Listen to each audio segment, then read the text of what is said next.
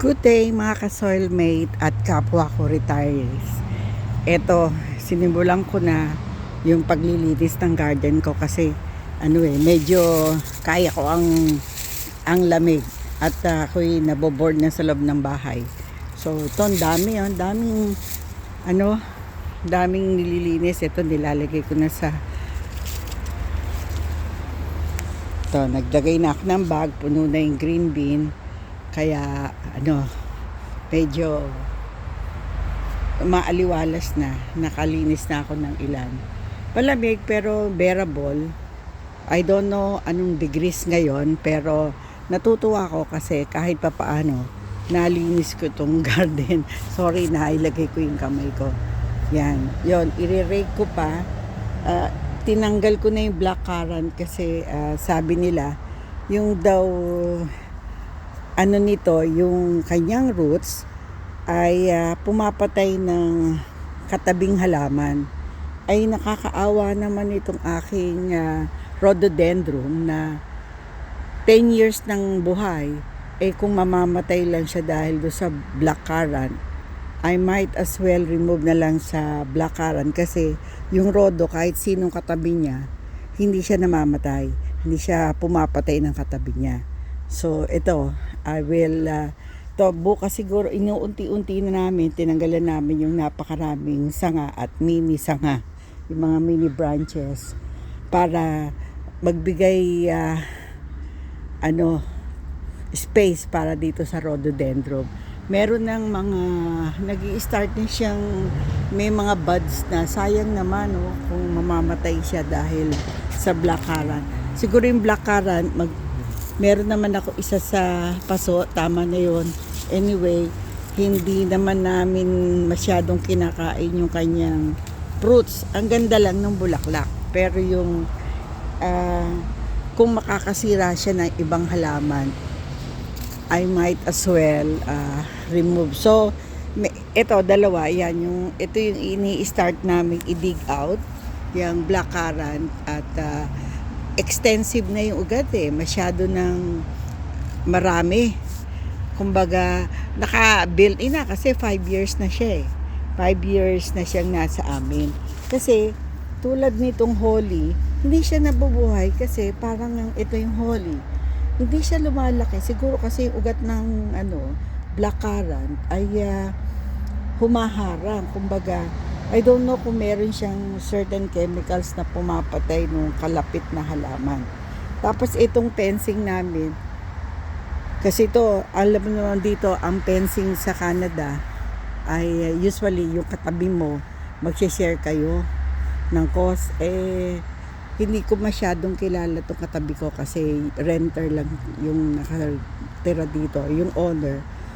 Although nakakausap ko, hindi siya ganoong ka-open na ipagawa pa kasi mukhang sa kanya okay pa to. Yun nga, dilalagyan lang namin ng mga remedyo para hindi tumumba. Anyway, siguro naman it will last pa ng mga another 2 years. So for the meantime, pababayaan muna namin na ganyan. And then sabi nga ng husband ko, we will try to reinforce. Bibili kami ng wood na para ma-reinforce, gagawa kami ng sarili naming bakod para hindi kami naka-depends just in case tumumba itong fence namin. Kasi ganun yung talaga dito sa Canada. You have to divide the cost. I'm not sure if the other owner is open for the cost, no? So, yun ganun ang sitwasyon kaya I'm trying to make do. Kasi yung rhododendron, pwede siyang parang fence na halaman pagka madami sila. Pero ang kagandahan sa kanya, namumulaklak na siya, hindi siya namamatay during winters, all throughout the years, and during spring up to summer, meron siyang bulaklak na talaga namang napakaganda. So usually ganitong time, malaki na, kumbaga mataas na yung snow dito. Ngayon, walang snow pero super cold. No? Talagang nararamdaman mo. Kaya ako, naka-long sleeve ako. Yan, papakita ko sa inyo, naka-long sleeve ako. Kaya lang kasi parang gusto kong i-stretch out yung katawan ko. Kasi pagka nandun ako sa bahay, parang feeling ko inaantok ako, gano'n. So, dito, kaya mas mabuti siguro itong ginagawa ko. Nag-i-stretch out ako kasi anyway, nandiyan yung isa kong anak to take care ng mga apo ko. No? Dahil, kasi pag may apo ko, sasama dito, masyadong malamig para sa bata. So, ito yung mga halaman, yung Unimus, ito kahit parang nasa Pilipinas ka, tropical plant siya, pero na-winterize na dito sa lugar namin. Kaya, ayun, 4 sila, napadami ko na yan So, meron pa akong 2 bagong lumalaki. Yan. Ito daw yung yellow plants. Pag namulaklak na daw to, malapit na winter. So, malapit na, ang spring. Tignan mo, I didn't notice, lumabas ang bulaklak niya. Oh my God, ang ganda. Yan kita nyo, winter, may bulaklak na to. I forgot the name, pero ito daw ay signs na malapit na mag-spring. Ito yung bulaklak na yan, okay? So, yung Unimus, ito, buhay pa. Itong aking, itong aking lavender. Itong lavender na to. Maganda tong lavender na to. To lumalaban. My goodness. Lavender. Yan. Meron akong meron akong pangalan. 2025. So last year to. So napa-stay ko.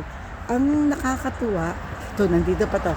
Ito mainstay na tong 3 beers kasi hindi na namin mailalagay sa garahe kasi napuno na ng ibang dekorasyon yung garahe namin.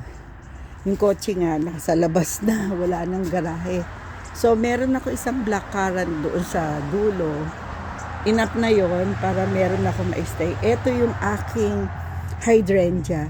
Nakakatuwa kahit winter dahil nga walang snow kundi ayan, meron pa siyang bulaklak Ayan, nakakatuwa. Thank you Lord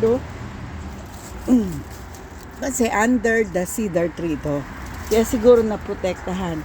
Ito ibang klaseng Unimus. Yon.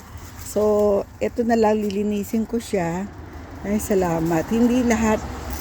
Ayan, meron pa rin. Ito yung isa naman.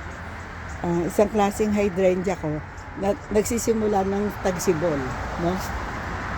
Yun yung mga senyales na malapit na ang spring. Sana 1 month or 2 months na lang. Okay na. More or less 2 months. So, naglalabasan ay iba kong plants. Yan. Ito nag-start na sila. Kaya nga nililinis ko kasi para lalong dumami habang able lang ang lola nyo. No? Yung mga tinuso kong ibang halaman ay buhay. Yung roses ko, 2 buhay. 2 stem na maliit. Sana magpatuloy iyon. So, eto ilalagay ko muna itong supot ko sa ilalim ng trampoline kasi baka umulan mamaya, mapupuno siya ng tubig, bibigat. So, until then, ito lang for now at just to keep you posted kung ano na nangyayari dito sa garden ko. Again, this is Al Lucas. Thanking you for your continuous support sa aking vlog. Nakita ko kahapon yung indoor plants ko. Medyo madami-dami naman na nag-view, no? Kesa yung ibang vlog. So, alam ko na talagang mga plant lover tayo, mga plantitas at plantitos tayong lahat. So, sana nasa mabuti kayong kalagayan. Ayun, yung sinasabi ko sa inyo na nagpa-propagate lahat ng Unimus, ayun sa dulo. Nasa mabuti kayong kalagayan at continue tayong lumalaban sa buhay. Salamat sa Diyos. Bye! Thank you for watching.